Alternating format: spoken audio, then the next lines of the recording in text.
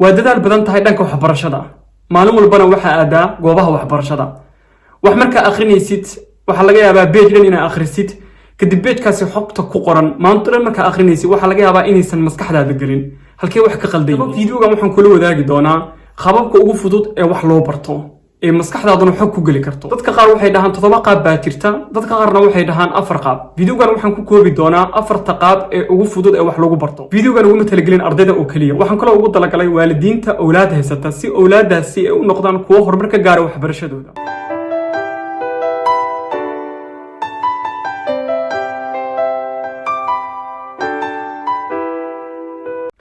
سودو وصاحبك شاهد بيساني مر walba kala hadla saddex shay caafimaadka nolosha iyo xiriirka nolosha markaan ku dhahayo waxaan ka wadaa qofka inta badan uu xog ogaado waa inta badan ay maskaxdiisa balaarsamayso fiidiyoga waxaan ku soo koobi doonaa 4 hab ee ugu fudud ee qofku wax ku baro waxa laga yaabaa mar walba ina aadid goobaha waxbarashada oo aad joogtaysid saas oo ay tahana cilmiga aad soo baranaysid maskaxdaadu ma gasho halkee wax ka qaldan yihiin waxay wax ka qaldan yihiin waxa jirta 4 qaab oo qofku wax u barto 4 qaab waxa la kala yiraahdaa koow qofku inuu visual wax ku barto muuqaal inuu wax ku barto labo auditory waa dhageysi qofku inuu dhageysi wax ku barto inuu wax maqlo wax marka maqashid waxa laga yaabaa xogtaasi inay maskaxdaada gasho ta saddexaad qofku inuu wax ku barto writing reading qoris iyo akhrin tan afraad kinesthetic qofku inuu wax ku barto dhaqdhaqaaq qofkaasi dhaqdhaqaaq markuu sameeyo inuu wax fahmayo wixina ay ka dhacdhacayaan hadii aadan afartan ahayn waxa dhacda mararka qaar inaad afartan iskugu jirtid oo aad taa kuwa wax akhriska iyo wax qorista ku fahma aad ka mid tahay ama aad ka mid tahay kuwa wax dhageysiga ku fahma ama aad ka mid tahay kuwa wax aragga ama calaamadaha wax ku fahma ama kuwa dhaqdhaqaaqa ku fahma hadii aad iskugu jirto afartan waa nasiib badan tahay hadii aad mid ka mid tahane waxa aad xooga saartaa midka aad tahay sidee xoog u saari kartaa hadii aad ka mid tahay kuwa wax akhriya ama wax qora mar walba waxa aad ku dadaashaa inaad wax qortid wixina akhrisid qortid akhrisid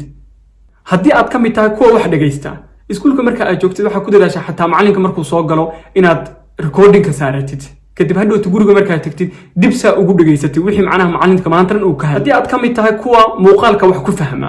buugaaga mar walba waxa soo qaadataa qalimaan kala duwan leh kadibna su'aalaha muhiimka ah iyo qodobada muhiimka ah inaad kalar marisid si hadhow marka akhrinaysid kalarkaasi aad u aragtid kadibna xogtu isla markii maskaxdaada u qabato waxa dhacda xitaa hadaa group ku jirtid mararka qaar groupkaasi inuusan bilooyin xataa sii dhisneen waayo waxa laga yaabaa qaabka wax u baranaysaan inaysan iskeenaynin waxa laga yaabaa adigu inaad wax ku baratid akhriska iyo qoraalka kan kalena dhageysiga kan kalena aragga kan kalena dhaqdhaqaaqa laakiin hadii aad u soo bandhigtid afartan qaab wax loo bartaa inta saacadood aad isla joogtaan hadii aad u qaybisaan oo marna aad wax akhrisaan wax qortaan marna wax dhageysataan groupkiina xataa wuu isfahmayaa xogta meeshaas ka imaanaysa xataa maskaxdiina way galaysaa gurigaaga markaa ku soo laabatidna waxa laga yaabaa inaad adigu xataa qofka aad tahay is og tahay kadibna aad ku dabaqdid sida wax u baran lahayd waxyaabo badan waxa jira iskuulka aan lagu baran kaliya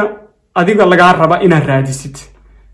wanaagsan laheed macalimiintu inay ku dadaalaan inaan iskuulku ku baranno sida aan xuquuqdeena ugu doodi karno sida aan haa iyo maya u dhihi karno iyo sida aan ugu doodi karno markaasi wixii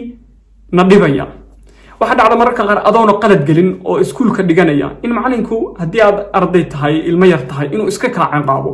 fasalka hortiisa dhagaha qaba kugu yiraahdo ama dhibaato kale uu ku geysto uu ku yiraahdo fasalka iga bax adigoona dhib geysanin oo aan qaldaneen hadii macalinku ay wax ka qaldan yihiin waxa la rabaa waalidku inuu ilmihiisa la tashto weydiiyo su'aalo ah sidee xaaladaadu maanta ahayd wiilkaygiyo ama gabadhaydii waxaan imaanaysa waalidka iyo ardaydu inay isfahmaan cunuguna uu jeclaado waxbarashada laakiin cadaadis hadii macalinku uu ka haysto waxbarashada gurigana uu cadaadis waalidka ka haysto waxa laga yaabaa cunuga xataa maskaxiyan inuusan waxba aysan u galin mar walba hadaa waalid tahay waxa aad ku dadaashaa ilmahaaga inaad maskaxda u kubcisid waxyaabaha uu xaq u leeyahana inuu mar walba ku dadaalo inuu helo ilmahaaga wuxuusan xaq u lahayn aad dareensiisid inuusan xaq u lahayn si nolosha horumar ugu saaxiibka shaahid bisani hadii aad videogan ka heshay commentiga fikirkaaga ugu wadaag hadii ay ugu cusub tahay subscribe ayaan ka codsanayaa meel walba dunida ka joogtid allah kugu xifdiyo salaam alaykum